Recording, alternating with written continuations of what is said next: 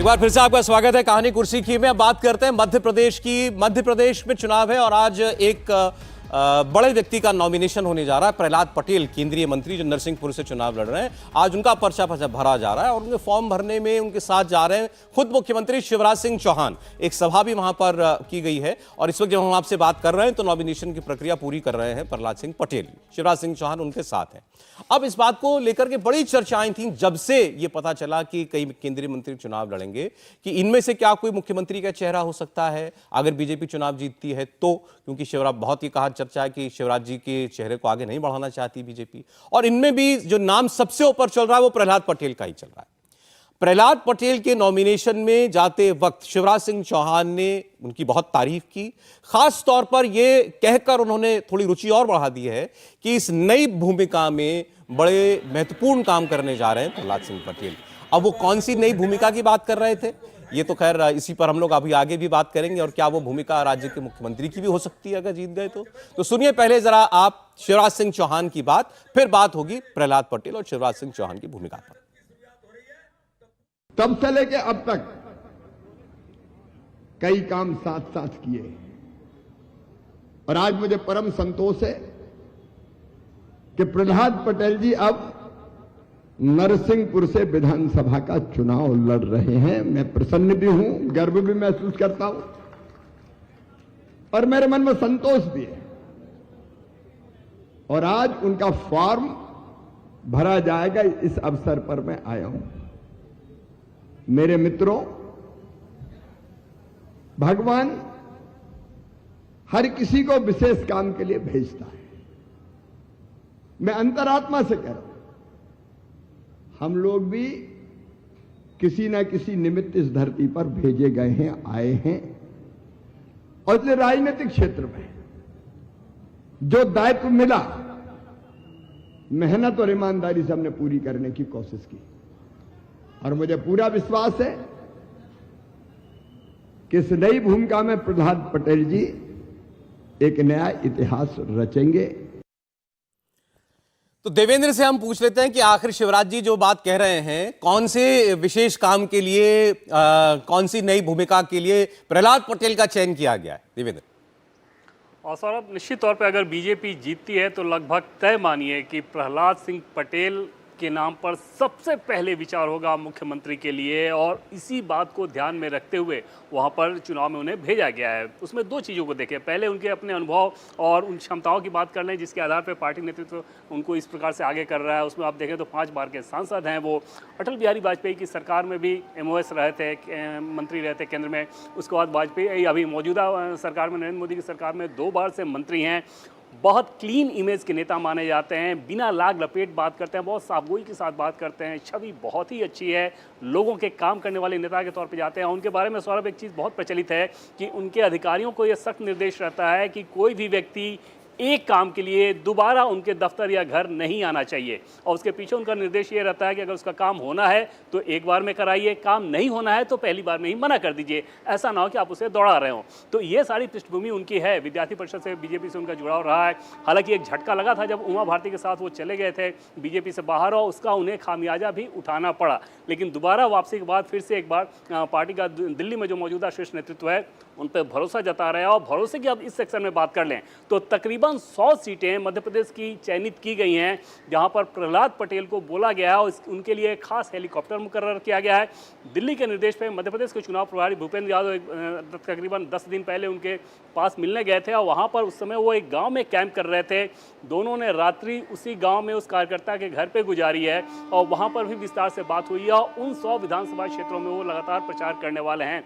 OBC community के आते हैं। तो ये सारी खासियत और जो क्षमताएं हैं वो ये बताती हैं कि मुख्यमंत्री, अगर बीजेपी जीतती है, मुख्यमंत्री का चयन किया जाएगा तो पहला नाम प्रहलाद पटेल का होगा। इस पर विचार होगा। अच्छा, हमारे कार्यक्रम में जब प्रहलाद पटेल आए थे भोपाल में, तो वो भी बड़े खुले दिल से उन्होंने शिवराज सिंह चौहान की तारीफ की थी, उनके कामों की तारीफ की थी। लेकिन देवेंद्र ने जैसा बताया कि पार्टी की सोच में प्रहलाद पटेल कहां पर ठहरते हुए दिखाई देते हैं। सहमत हैं आप?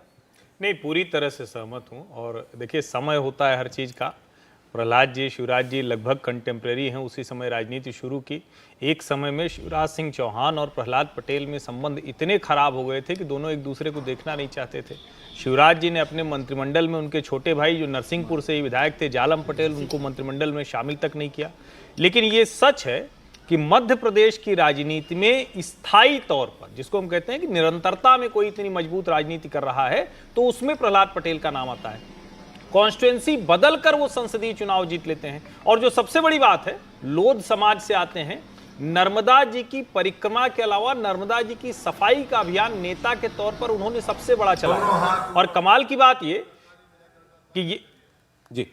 बात ये कि जो उनका पूरा व्यवहार है वो भारतीय जनता पार्टी की हिंदुत्व वाली राजनीति में फिट बैठता है।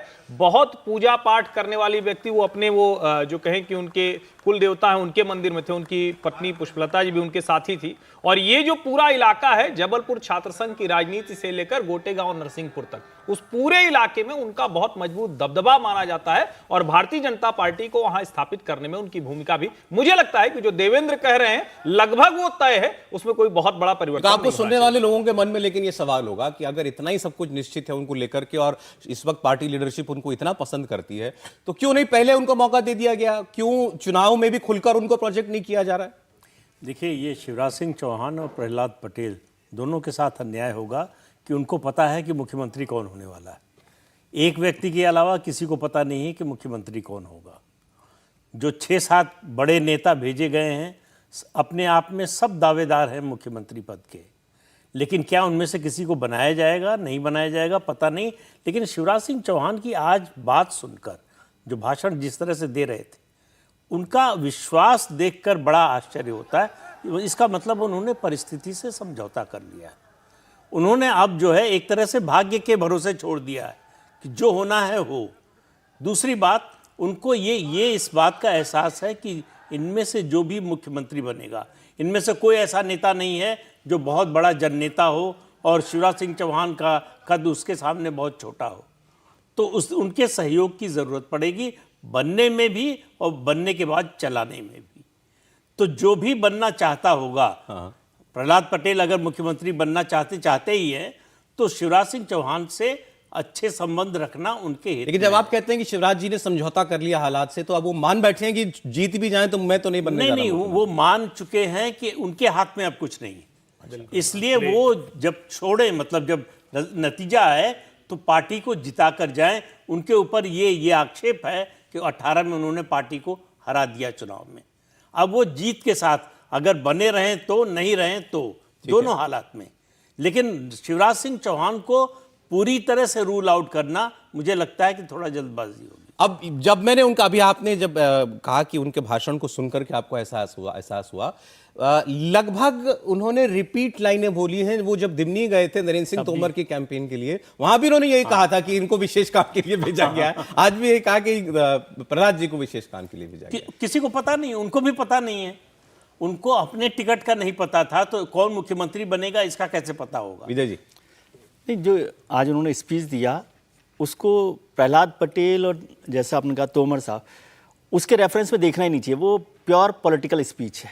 कोई भी चीफ मिनिस्टर या कोई पार्टी का लीडर यदि किसी के नॉमिनेशन के वक्त जा रहा है तो जाहिर है वो इसी तरह का भाषण देगा। वो एक एस्पेक्ट। दूसरा एस्पेक्ट है प्रहलाद पटेल की गुंजाइश क्या दिखाई, क्या देती है आपको? और दूसरी पहली गुंजाइश कि शिवराज जी की जो गुंजाइश है वो अब लगातार कम होती जा रही है, और ये शिवराज जी ने भी मान लिया है और पार्टी ने पहले ही मान लिया है। अब कोई राजनीतिक स्थिति ऐसी होती है कि दोबारा उनको मौका मिल जाए, इसको इनकार नहीं कर सकते आप कि कहें कि नहीं हो सकता, वो संभावना है। लेकिन पार्टी ने उनको पहले ही ये क्लियर कर दिया कि वो नहीं है, नहीं तो वो चीफ मिनिस्टर फेस के तौर पे चुनाव लड़ते। प्रहलाद पटेल की संभावना इसलिए ज़्यादा मुझे लगती हैं, एक तो वो ओबीसी लीडर हैं, लोध लीडर हैं, उमा भारती के साथ रहे थे, तो उमा भारती को अब रिप्लेस कर दिया गया है, तो उसका जवाब भी वो वहाँ पर हो सकते हैं। जैसे वो टूरिज्म मिनिस्टर रहे थे अभी मोदी सरकार में पिछले दिनों, तो टूरिज्म मिनिस्टर रहते हुए उन्होंने रिलीजियस टूरिज्म का पूरा प्लान बनाया कि कहाँ कहाँ पर हर राज्य में अलग अलग तरीके से या देश भर में रिलीजियस टूरिज्म को कैसे प्लान किया जा सकता है। उस प्लान पर उन्होंने काफ़ी काम किया था। फिर वो प्लान मेरे ख्याल से पूरा हुआ कि नहीं हुआ, एग्जीक्यूट नहीं हुआ, लेकिन उस पर वो काम करते रहे। मजबूत नेता हैं और जो आदेश मिलता है उसको करते हैं।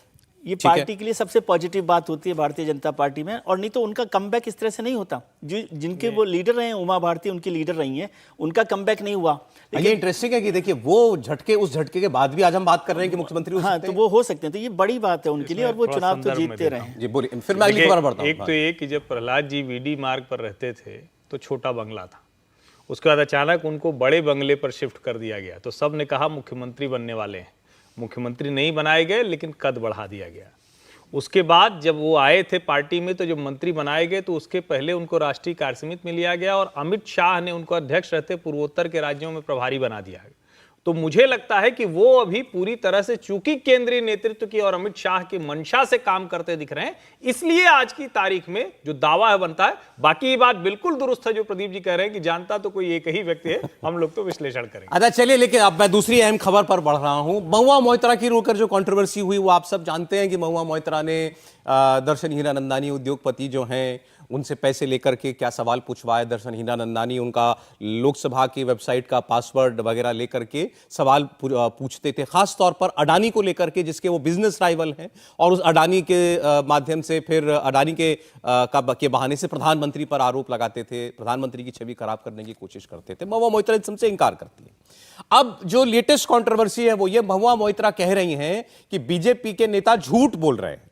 पहले ये कहा था, एक एजेंसी है एनआईसी, नेशनल इंफॉर्मेटिक्स सेंटर, वो एजेंसी जो है सर्विसेज प्रोवाइड करती है। जैसे ये सवाल पूछने वाला जो मामला है कि लोकसभा की वेबसाइट पर जाकर के सांसद अपना सवाल भेजते हैं, तो उसकी जो सर्विस प्रोवाइडर है वो एनआईसी है, सरकारी एजेंसी है। तो महुआ मोइत्रा ये कह रही हैं कि पहले बीजेपी के नेता निशिकांत दुबे जिन्होंने आरोप लगाया, उन्होंने ये कह दिया था कि दुबई से लॉगिन किया गया मेरा अकाउंट, एनआईसी ने ये जानकारी जांच एजेंसियों को दे दी है। लेकिन जो अश्विनी वैष्णव हैं केंद्रीय मंत्री, जिनके मंत्रालय के अंतर्गत, आईटी मिनिस्ट्री के अंतर्गत एनआईसी आती है, उस अश्विनी वैष्णव ये कह रहे हैं कि लोकसभा सेक्रेटेरिएट जब इस विषय में हमसे जानकारी मांगेगा तो एनआईसी जानकारी प्रोवाइड कराएगी कि महुआ मोइत्रा का जो लॉगिन है लोकसभा वेबसाइट का, वो कहां से एक्सेस किया गया, क्या विदेश से एक्सेस किया गया। अगर ऐसा है और उस वक्त महुआ मोइत्रा यहां भारत में है, तो साफ हो जाएगा कि वो किसी और व्यक्ति ने उनके क्रेडेंशियल्स लेकर के लॉगिन किया, और अगर ऐसा है तो यह अपराध है। तो यह नया विवाद जो है वो इस वक्त चल रहा है। महुआ मोइत्रा कह रहे हैं कि बीजेपी झूठा इल्जाम लगा रही है, केंद्रीय मंत्री कह रहे हैं कि जब जांच आगे बढ़ेगी और हमसे मांगा जाएगा इस पर एक्शन करने के लिए, तब हमारी एजेंसी एक्टिव होगी। अभी क्या स्थिति है, देवेंद्र से पूछते हैं। देवेंद्र जी सौरभ, सवाल दोहराए एक बार फिर से। ये जो महुआ मोइत्रा कंट्रोवर्सी में ये कहा जा रहा है, अब अश्विनी वैष्णव ने कहा है कि जब लोकसभा सेक्रेटेरिएट हमसे पूछेगा तब एनआईसी बताएगी कि क्या उनका अकाउंट विदेश से एक्सेस किया गया। इसमें अभी फैक्चुअल स्थिति क्या है? जी, अश्विनी वैष्णव जो कि केंद्रीय मंत्री हैं, आईटी मिनिस्टर हैं, सौरभ, उनका जवाब आया निशिकांत दुबे ने जो उनको खत लिखा था, उस खत के जवाब के तौर पे अश्विनी वैष्णव ने ये कहा है कि क्योंकि संसद की लोकाचार समिति इस मामले की जांच कर रही है, ऐसे में जब समिति के सामने इस मामले को लेकर एनआईसी से जो आवश्यक इन्फॉर्मेशन मांगा जाएगा, एनआईसी उसे देगी। अब सवाल ये है कि अगर एनआईसी ने नहीं बताया तो फिर निशिकांत दुबे ने ये आरोप क्यों लगाया था, उसके पीछे वजह सौरभ ये है, और शुरू से इस बात को बताया भी गया है कि जब लॉगिन हुआ जिस तारीख पे, तो उस समय महुआ मोइत्रा यहाँ देश में थी और दुबई में थे वो दर्शन हीरानंदानी, और वहाँ से वो लॉगिन किया गया था, जो कि इन्फॉर्मेशन छनकर सामने आई थी। ऑफिशियली एनआईसी ने इस बात को नहीं बताया था, और उस आधार पे ये आरोप लगाते हुए उस मामले को उठाया गया और कहा गया कि इसकी जांच होनी चाहिए, और उस जांच को लेकर अश्विनी वैष्णव ने अब इस बात को कहा है। तो इसमें कोई दो राय नहीं कि जब लोकाचार समिति एनआईसी को बुलाएगी तो उसमें तथ्य के साथ ही आपको बात रखने होंगे, उसमें तथ्य रखना होगा कि किस समय किस तारीख को वहाँ पे लॉगिन हुआ था, किस जगह से लॉगिन हुआ था। एनआईसी सिर्फ पार्लियामेंट का नहीं बल्कि देश में जो भी इंफॉर्मेशन का गवर्नमेंट सिस्टम है उसका कोऑर्डिनेशन करती है, और उसी के तहत ये सारी चीज़ें होती हैं, और उसमें एक सेक्शन ये पार्लियामेंट वाला भी है जिसे एनआईसी हैंडल करती है। सौरभ, इसमें जहां तक प्रमाण की बात है तो महुआ मोइत्रा जो है कमजोर विकेट पर इसलिए भी दिखाई देती हैं प्रदीप जी, क्योंकि दर्शन हीरानंदानी खुद ये कह चुके हैं कि महुआ मोइत्रा ने मुझे एक्सेस दिया था अपने पार्लियामेंट की वेबसाइट का। नहीं, वो ये भी कह चुके हैं कि मैंने दुबई से एक्सेस किया था, लॉगिन जो किया था दुबई से किया था। अब या तो दर्शन हीरानंदानी झूठ बोल रहे हैं, और या फिर जो है एनआईसी की रिपोर्ट आएगी तो उससे तो अश्विनी वैष्णव जब तक लोकाचार समिति उनसे ऑफिशियली मांगती नहीं, उसको भेजते नहीं, तब तक बाहर बोल नहीं सकते, भेजने के बाद भी नहीं बोल सकते। वो संसद की समिति ही बताएगी, उसकी ऑफिशियली जानकारी देगी। तो इसलिए देखिए ये जानना 5 मिनट भी नहीं लगेगा एनआईसी को ये पता करने में कि कहां से लॉगिन किया। जिसको जानना है वो तो उसने जनवाई लिया होगा, सबको पता है। और दर्शन हीरानंदानी जिसने एक्सेस किया, जिसने लॉगिन किया, उसको तो और अच्छी तरह से पता है। वो खुद ही दावा कर रहे हैं कि मैंने दुबई से किया था। उसी आधार पर कहा गया कि भाई दुबई से जब उन्होंने किया उस समय महुआ मोइत्रा हिंदुस्तान में थी, तो इसलिए जाहिर है कि उन्होंने उनको दिया था लॉगिन पासवर्ड, इसलिए वो एक्सेस कर पाए। तो कुल मिला के मामला देखिए, छोटी से छोटी बात पर ममता बनर्जी को बीजेपी के खिलाफ अटैक करती हैं, बोलती हैं। इस पूरे मामले पर चुप हैं, पूरी टीएमसी चुप है। कोई प्रतिक्रिया जो है वो कह रहे हैं कि लोकाचार समिति की जब रिपोर्ट आ जाएगी उसके बाद हम तय करेंगे क्या बोलना है जी। तो ये उनके एक सांसद पर बहुत बड़ा आरोप है। इसके बावजूद वो चुप्पी साधे हुए हैं। तो उनको भी पता है कि सच्चाई क्या है। उनको मालूम है कि आज अगर महुआ मोइत्रा को डिफेंड करेंगी तो कल उनको ही शर्मसार होना पड़ेगा। तो इसलिए ये मामला बिल्कुल ओपन एंड शट केस जैसा है। केवल औपचारिक सूचनाएं आने भर की दे रहे हैं, उसके अलावा इसमें ज्यादा कुछ बचा नहीं। अब महुआ मोइत्रा के ऊपर अगर ये केस साबित होता है तो क्या उन पर कार्रवाई हो सकती है, ये देखने वाली बात है।